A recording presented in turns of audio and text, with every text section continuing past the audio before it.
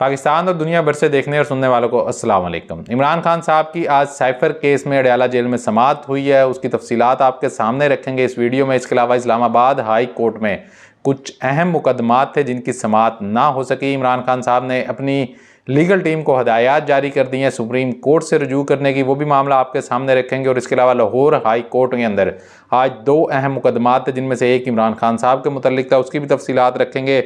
और इमरान खान साहब की लीगल टीम के उनके एक करीबी खिलाड़ी ने दावा किया कि इमरान खान साहब का ट्रायल फ़ौजी अदालतों में चलाने की तैयारी की जा रही है। उसकी क्या हकीकत है वो भी मैं आपके सामने रखूँगा। सबसे पहले बात कर लें इसराइल और फ़लस्तीन की दरमियान जारी जंग के हवाले से। रूस ने एक करारदाद जो है वो पेश की थी अक़वाम मुत्तहिदा के अंदर, जो कि मुस्तरद हो गई है, जिसके अंदर उन्होंने गज़ा में इंसानी बुनियादों पर जंग बंदी, तमाम यरगमालियों की रिहाई, इमदाद तक रसाई और शहरियों के महफूज इनखला का मुतालबा किया था। ये रूस की जानिब से करारदाद पेश की गई थी जो कि मुस्तरद होगी, जो कि मंजूर नहीं हो सकी। बहुत अफसोसनाक चीज़ है। ये बुनियादी चीज़ें थी इंसानी हकूक़ की जिसका मुतालबा इसके अंदर किया गया था। रूस की ज़ेरे क़यादत करारदाद के हक़ में 5 वोट चीन, गबोन, मोज़म्बिक, रूस और मुत्तहिदा अमारात ने दिए, जबकि 4 मुखालफत में वोट आए, फ्रांस, जापान, बरतानिया और अमेरिका ने।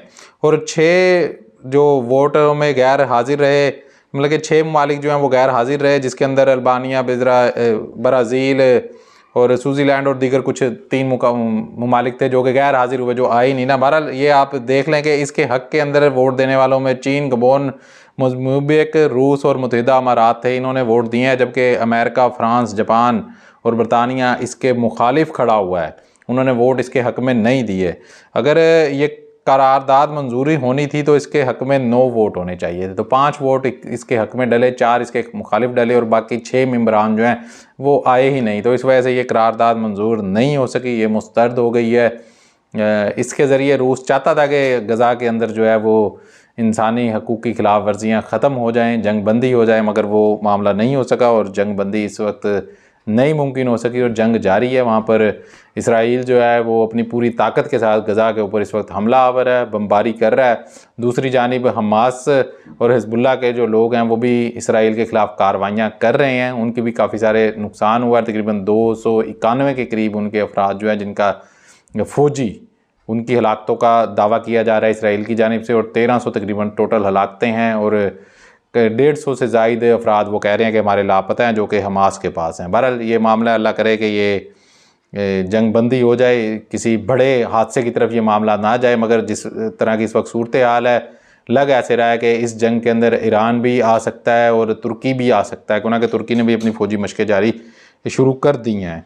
अच्छा जी, इसके अलावा chief justice Islamabad high court justice Aamir Farooq ने रेगुलर काज लिस्ट कैंसिल कर दी। इमरान खान के अहम केसेस की समाअत नहीं हो सकी, सब मुलतवी हो गए जनाब।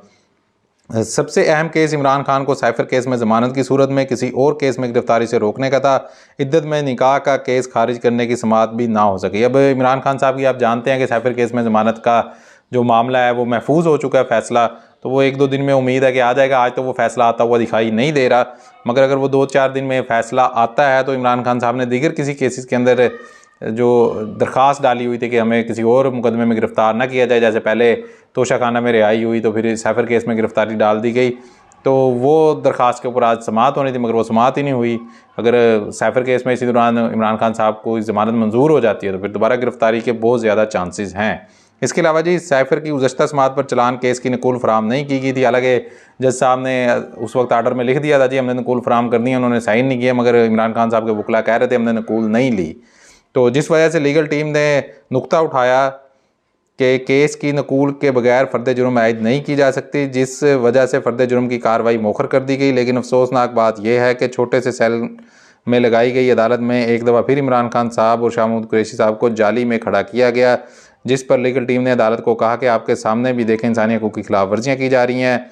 अडयाला जेल में साइफर केस की समाअत के दौरान इमरान खान ने ऑफिशियल सीक्रेट एक्ट खसूसी अदालत के जज अबू अल-असनाद मोहम्मद जुल्कुरनैन से दरख्वास्त की कि वो साइफर केस का जेल ट्रायल नहीं बल्कि ओपन ट्रायल करें।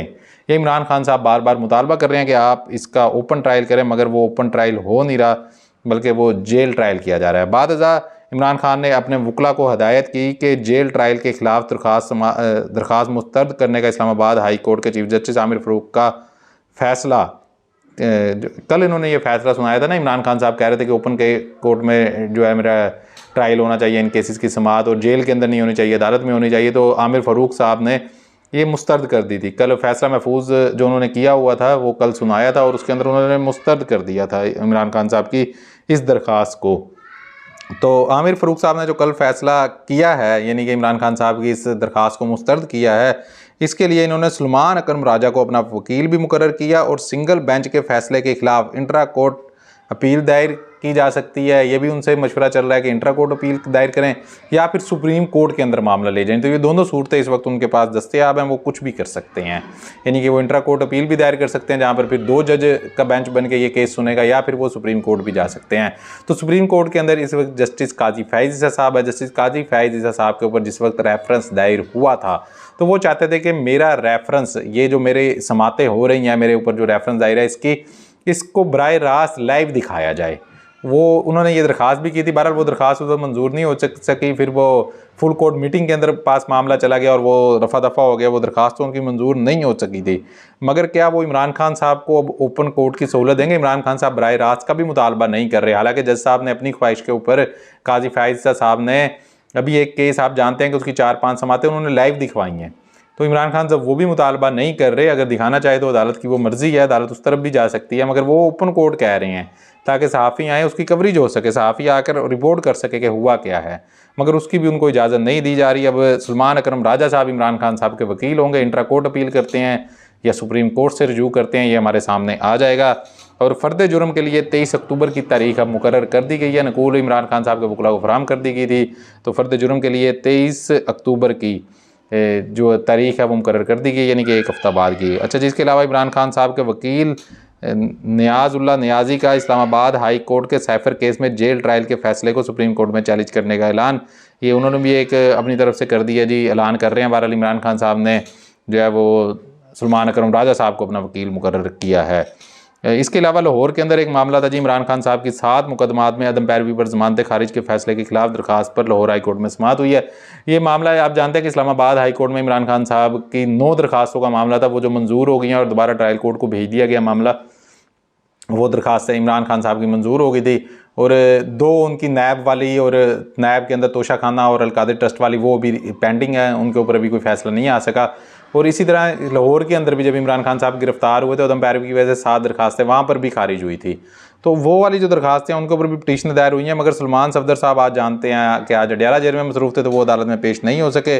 जज आलिया नीलम शदीद भरम हुई। संजीदगी का आलम यह है कि दरखास्त कोई दायर करता है, पेश कोई होता है, हम तो फैसला करने के लिए बैठे हैं, आप आए तो सही। जस्टिस आलिया नीलम समाअत 25 अक्टूबर तक के लिए मुलतवी कर दी गई है।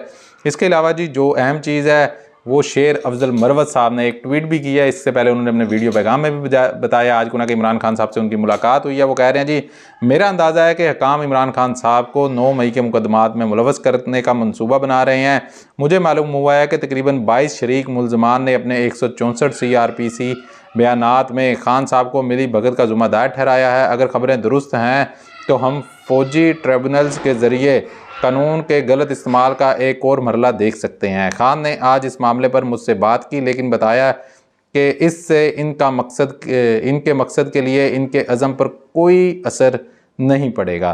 तो ये मामला जी इमरान खान साहब का, मतलब कि इमरान खान साहब का ख़ुद भी अंदाज़ा है और शेर अफजल मरवत साहब भी कह रहे हैं। ये जो बयान लिए जा रहे हैं, जैसे अभी आप जानते हैं कि फ़रक हबीब आ गए, उससे पहले उस्मान डार थे और सदाकत अली अब्बासी थे, तो ये जो बयानात लिए जा रहे हैं, इसके अलावा और भी बहुत है। आज़म खान साहब का बयान है, दीगर लोगों के बयानात हैं, तो वो इमरान खान साहब के ख़िलाफ़ इस्तेमाल करने के लिए, ताकि उनके केसेस जो हैं वो फ़ौजी अदालतों में चलाए जा सकें, तो उसके लिए मतलब कि ये कार्रवाइयाँ की जा रही हैं कि ये जब इतने सारे 164 के बयान हो जाएंगे तो इमरान खान साहब को 9 मई वाक़यात में मुलव्वस करार देकर तो उनके ख़िलाफ़ जो है फिर मतलब कि फ़ौजी अदालतों के अंदर मुकदमा चलाए जा सके। क्योंकि यहाँ पर आप जानते हैं कि अदालतों के अंदर इधर जब मुकदमा चलते हैं तो लोगों के सामने चीज़ें आ जाती हैं, वकला भी आकर चीज़ें बता देते हैं। ओपन कोर्ट के अंदर हो फिर तो सहाफ़ी भी बिल्कुल आकर वाज़ेह चीज़ें बताते हैं कि क्या हुआ, क्या दलाइल थे, तो उस तरह से सज़ा दे नहीं सकते। जिस तरह तोशा खाना के अंदर जज हमायूं दिलावर ने 1 साइडेड दी, तो हाई कोर्ट इस्लामाबाद हालांकि कितने मतलब कि तासुब रखते हैं आमिर फ़ारूक साहब इमरान खान से, वो भी उस फैसले का दिफा नहीं कर सके, उनको भी वो सज़ा मुअत्तल करनी पड़ी थी। तो इस वजह से मेरा ख्याल है कि इरादा ये है कि मतलब कि वहाँ पर ना किसी को पता है किसका ट्रायल हो रहा है, किसको क्या दलाइल हो रहे हैं, क्या सज़ा हो रही है, किसी को कुछ पता ही नहीं है फौजी अदालतों में क्या हो रहा है। जिस तरह एहसानुल्लाह नियाज़ी साहब का मसला है या और दीगर बहुत सारे लोग हैं।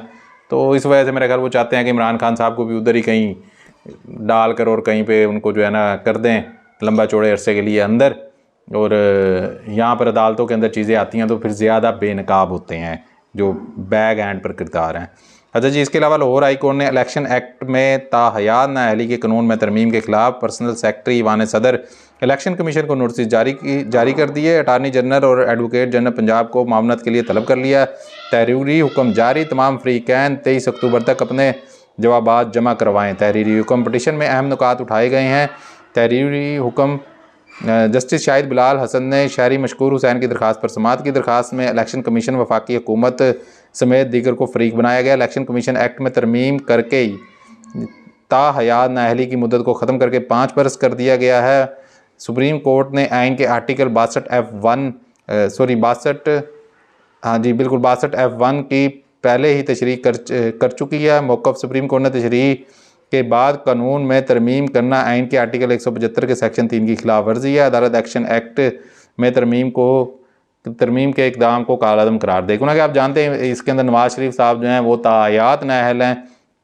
62F1 की तशरीह जो है वो सुप्रीम कोर्ट ने की थी, मगर जो इधर से कार्रवाई डाली गई थी गुज़श्ता हुकूमत ने, उन्होंने इलेक्शन कमीशन से जो है वो ताहयात की नाअहली की जो मुद्दत थी उसको 5 साल के लिए कर दिया था ताकि वो ना हो सके, नवाज शरीफ साहब को इलेक्शन लड़ने का मौका मिल सके।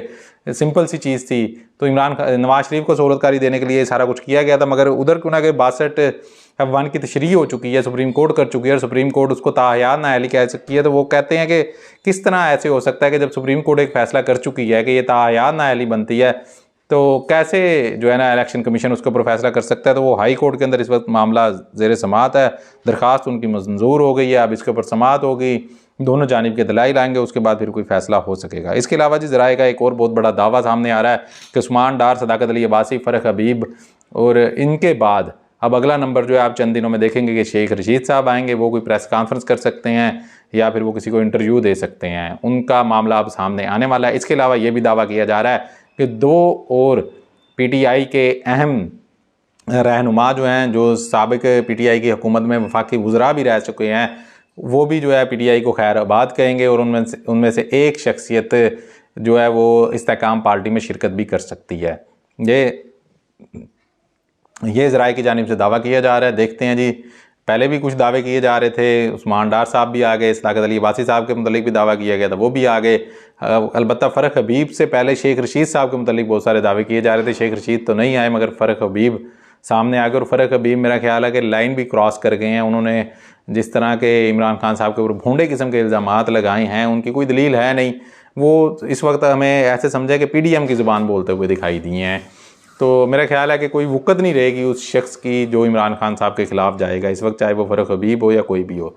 तो अब अगला नंबर सुनने में आ रहा है कि शेख रशीद साहब का, ज़राए यही खबर दे रहे हैं कि शेख रशीद साहब का, और उसके अलावा PTI के दीगर लोग भी आ सकते हैं। और जो PTI के लोग इस वक्त मतलब कि छुपे हुए हैं, रूपोश हैं, जिनके अंदर हमाद अज़हर साहब हैं, मुराद सईद साहब हैं, दीगर हैं, तो इनके ऊपर भी सख्तियाँ आ सकती हैं। इनकी तलाश भी जारी है। मुराद सईद के हवाले से तो उनके किसी रिश्तेदार के घर के ऊपर गालबन छापा भी मारा गया, उनको ढूंढने की भी कोशिश जारी है।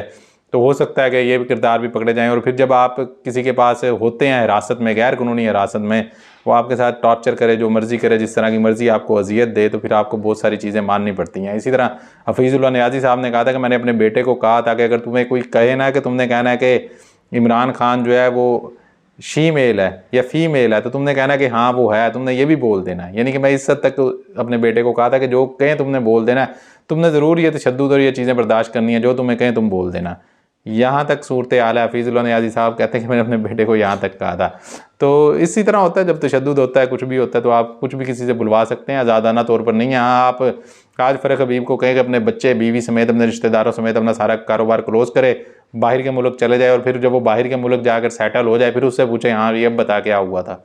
फिर पता चलेगा कि वो सच्चा बयान देता है। जब तक वो पाकिस्तान में है वो सच्चा बयान जो मर्जी करता रहे इन हालात के अंदर, उसके बयान के ऊपर कोई भी एतमाद करने को तैयार नहीं होगा।